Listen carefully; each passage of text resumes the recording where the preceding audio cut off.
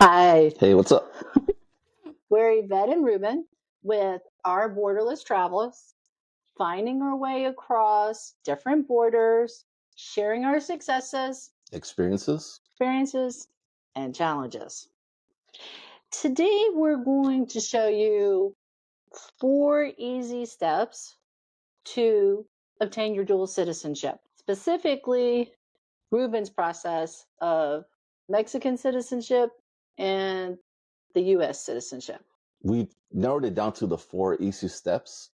We went through other ways of doing things. We found that these were the most successful. We're going to start with the first one, actual Mexican consulate website. So we're going to take you to the website. We'll show you the information down on the bottom. You'll be able to click onto it in the information below, as well as we'll show it on the bottom of the screen here that you'll be able to see it right down here. It's Ruben. The first step into obtaining your dual citizenship is to go to the website. And we will provide that information to you. It'll be down below and also into the comment section. So once you get into the website, it's obviously going to be in Spanish. I'll go from here in Spanish. So las cosas que van a necesitar para obtener su pasaporte mexicano, obviamente va a ser su certificado de nacimiento y tiene que ser original o posiblemente y va a ser verificado por el consulado. Y el mío era viejísimo, de los 70s. Estaba un poco preocupado que no me lo iban a regresar, pero lo único que hicieron es tomar copias ellos, verificar que era mío y me lo regresaron al último. Y la segunda cosa va a ser una identificación del estado. Yo usé mi pasaporte de los Estados Unidos y también mi licencia de manejar. Y otras cosas que podrían usar son su... So we just heard Ruben tell us in Spanish what was on the website for the requirements to get your passport. So this is a PDF that explains exactly the same thing, just in English. You can see that the requirement is for the original birth certificate. Also, you need official identification. This can be driver's license, military ID.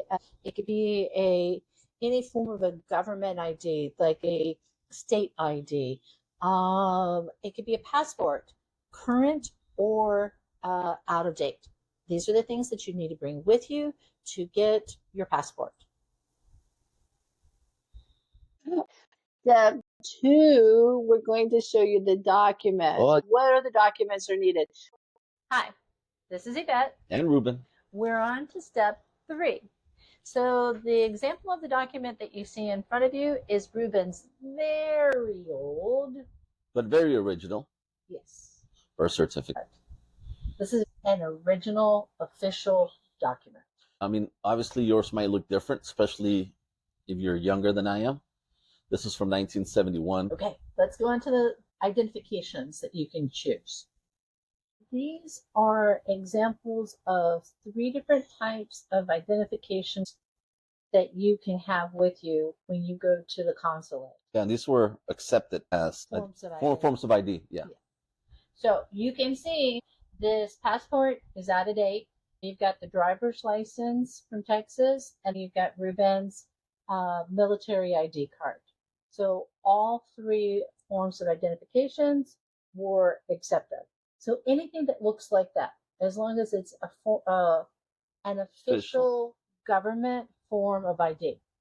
We're hoping that we can help you get all your documents together so you won't have to worry about making a mistake, bringing the wrong documents, because we've already experienced a little bit of this as well. So we're trying to make the process as painless as possible for you.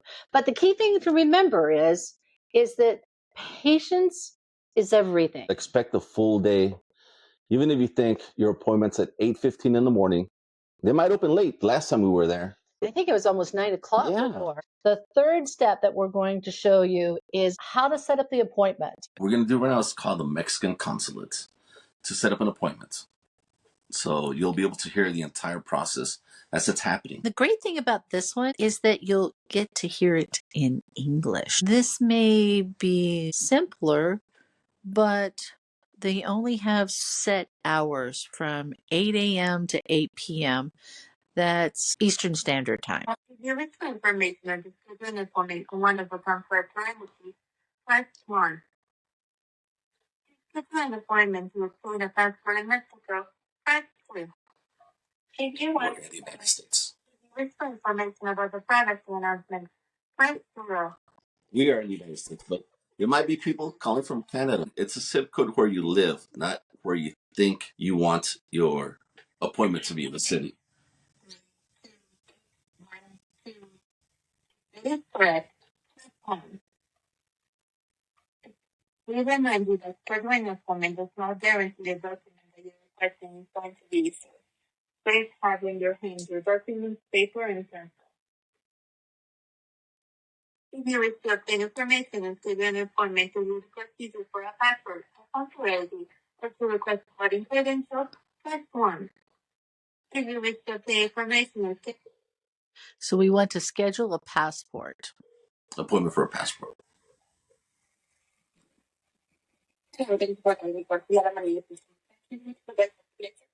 With Ruben Camacho. How are you? I'm well. Thank you for asking. I would love to set up an appointment for a passport, please. Yes. and I just show with it and we put this would be only for this moment. Let me know for what process you need to apply that. Oh, passport. Get my passport. Yes. First time.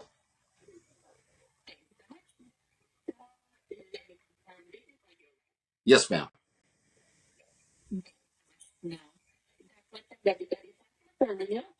First time.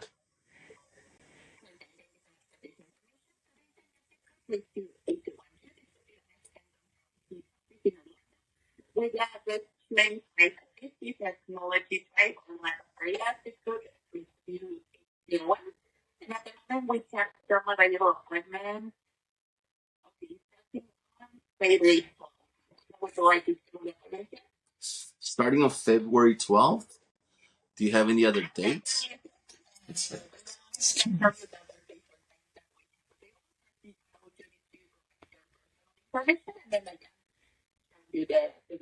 Yeah, the 12th is cool.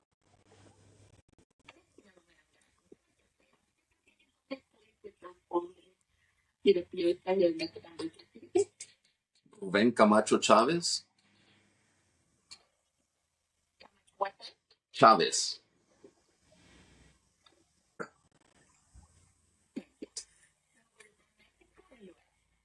Born and raised in Mexico. State of Chihuahua.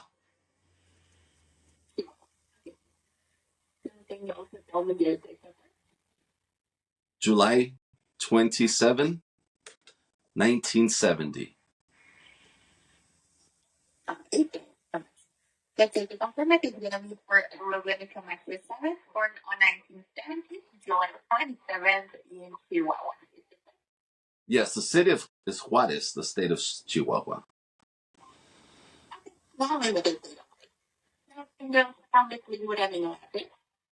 Email address is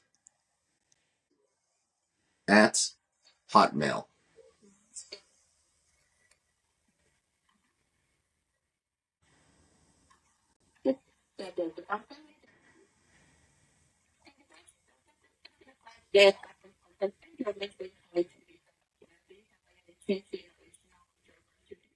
Yes, I do. I have a driver's license, a what are but what are like accepted documents as form of ID? Or the voter card in America, Mexican American license, military The primary, secondary, or high school certificate is the certificate is or the TIP. Oh, okay. So Social Security card does not count? No, but they better with the driver's license. Driver's license. And you said a voter ID, like from the state of Florida. Is that okay? Okay, but the voter ID, the one that you get to them is Oh, okay. Okay. Okay.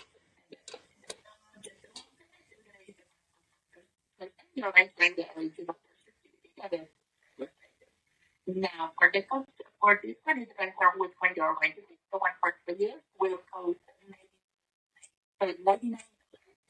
The one for 6 years, 133. The one for 2 years, 203. You're going to pay the office depending on which one you want. Now, the local is actually that we have for this. With your surface, if you can, would you like to shake? Maybe not you want to wait, maybe next week. Let me take April 10th, please. 8 p.m. or 8:15 a.m. So what time would be 8 a.m., please. 8 p.m. Yes. No, remind you that it will be appointed with customer adult. In addition to this, they should endorse by you. Finally, I'm going to share with you the consolation number. Please help me to ready for it because this number is your subject to the office. The way that you go. Just tell me when you're ready. I'm ready now. And I get an email confirmation also, yes? Yeah. Awesome. I believe that's it. You're amazing. Thank you.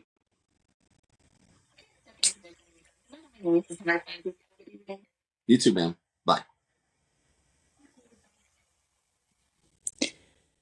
So you can see that here we are. It's the 11th of February. Yeah. And that appointments are booked out all the way until April.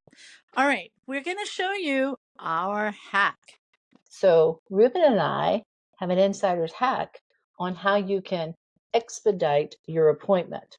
So we're going to show you that, and we will show you how to go through that process. The great thing about this hack, doing it through WhatsApp, is that you can do it 24 hours a day, 7 days a week, as opposed to calling the number during certain hours and certain days. And we will be providing all that information to you as well. We're about to show you the hack. We have been showing you so far the steps that you need to take to get your dual citizenship. So far, hopefully you thought they were pretty easy. This is like something that's not known, and we found out through a gentleman who gave us this information, and it helped us a lot. And we're calling this our hack. Yeah, hopefully it'll save you a lot of time, as much as say it does. And the way that you do it is you go on WhatsApp, the application, and you contact the Mexican consulate, and their phone number is 424-309-0009. And that's the same phone number that you use when you call to make an appointment. Right. And you heard Ruben already make that phone call and speak to someone on the phone about setting up an appointment. You can see that process is only from 8 a.m. to 8 p.m. This one you can do any time of the day. 4 hours a day, man. So the first thing you need to do is type in citas. That's the word in Spanish that means appointments. You will see all of this pop up. And it's going to ask you where you're located at, either the United States or Canada, where the consulates are at. So obviously we're in Orlando, Florida, so we selected 1 for the United States. And it's going to ask you for your zip code, 32812, and it's going to ask you to confirm your zip code. And then you press 1 or 2 for yes or no to confirm it. I pressed yes. And then it's going to ask you to select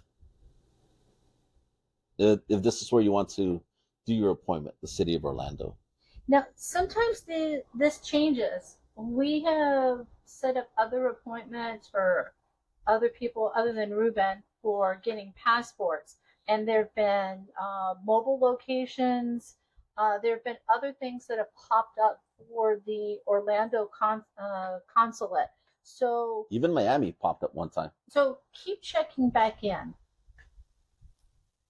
We selected Orlando for this one, and then ask you to confirm that it's Orlando. It's going to ask you to put your first name as it appears on your birth certificate. And it's going to ask you for your paternal last name. Mine is Camacho. After you put in your paternal last name, you put your maternal last name. Your mother's maiden name, and called in Mexico, so mine is Chavez. And it's going to ask you to verify that it's Ruben Camacho Chavez. So I put yes. It's going to ask you what country you were born in. As you can tell where it says read more, obviously mine is Mexico. It's all alphabetized. I had to hit read more a few times to get me to number 141, which is Mexico. And the next step is going to ask you for the state where you were born. Mine is Chihuahua, which was number 6. And it's going to ask you for the municipio where you were born, the city that you were born in. Mine is Ciudad Juarez, which was number 58. It's going to ask you to confirm the state and city where you were born if it was correct. I just verified as 1 for yes, that everything was correct. It's going to ask you for your date of birth. You put your date of birth, it's going to put the dashes in it, year, month, day. It's going to ask you to confirm that as well. It will ask you for your email because you'll receive a confirmation email. And you need to have this on the date that you go to your appointment. Yes, definitely. It asks you to verify your email. And it will ask you what kind of appointment you need. So you can do passports or visas. Ours was for a passport, so we selected number 1. Again, it asks you to confirm. Here, this was done. We did this like right before Christmas. Yeah, the 23rd of December, and these were all the appointments that were available to us. Yeah.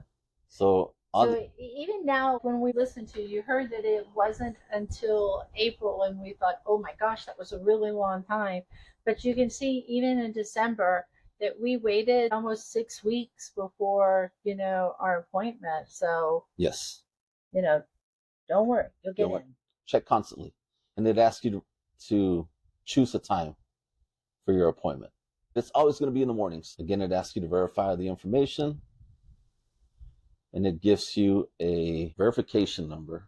That verification number is the same number that comes in your email, and it is also important that you remember that, because when you are signing in and you're giving your information, they're looking for that number. Again, this is something that you can do 24 hours a day. You don't have to worry about speaking to somebody, and it's going to save you a lot of time. Check back again later. And if you have the ability to go to a different consulate, that you check and see if they have something available at a different consulate, you could ask if there is an appointment available. Let's say like we're in Orlando, if they have something available in the Miami location. If you're willing to drive the distance, then go to that one. Thanks so much, and stay tuned for more information. Yes, definitely. We have more information to share with you. The second part we are going to have is the 4th step. It's actually going to be just Ruben, and he's going to discuss with us about how that appointment was, the types of questions that they asked when he was there, and in the end result, he has 2 passports. Yes. So we were successful. Yes. Woohoo! And you will be too. We want to make it easy for you. All right. So at this point, we've watched a lot of videos, and lately we've noticed a lot of questions about this. So how many of you watching our video today have questions about this whole dual citizenship process? There's a lot of rumors and things that circle around the idea of holding two different citizenships. And what's the benefits behind it? And right now, if you're living here in the United States, this is definitely a question that you're asking, being able to have the two different citizenships. There was a misconception, or at least I had a misconception, when I became a naturalized citizen, that I just automatically gave up my Mexican citizenship when my parents made me a naturalized citizen when I was like in the 10th grade. Not until later did I find out that I actually still possessed my citizenship, but getting the passport. Yeah. You know, and that's really all it is. You know, just so you're aware that if you already have a Mexican passport, it doesn't matter if like like some people's, if it was expired for 30 something years, that you can still renew your passport and immediately have both your citizenships at the exact same time. We're here to help you for the process, kind of get rid of some of those bad ideas about it. And remember, the key thing is patience. definitely patience and looking at the website and bringing those specific documents that are requested of you, because without those documents, you will not have your passport. All right. Don't be discouraged by this process. This is really not as bad as it looks like it can be. And once you have both your citizenships, if you have children, the next step is going to be about making your children dual citizens. And that will be another video that we will include in the next couple of weeks. Definitely, if you have any questions about what are some of the benefits of having both nationalities, leave it in the comments and we'll try to answer them. Yeah, we appreciate the comments. We appreciate the comments. Yeah, So don't miss it. Now, make sure if you have questions, if you have comments, please comment below. All right. Please give us a thumbs up, like us, subscribe. All right. This is Yvette and Ruben with our Borderless Travels. See you soon. Bye.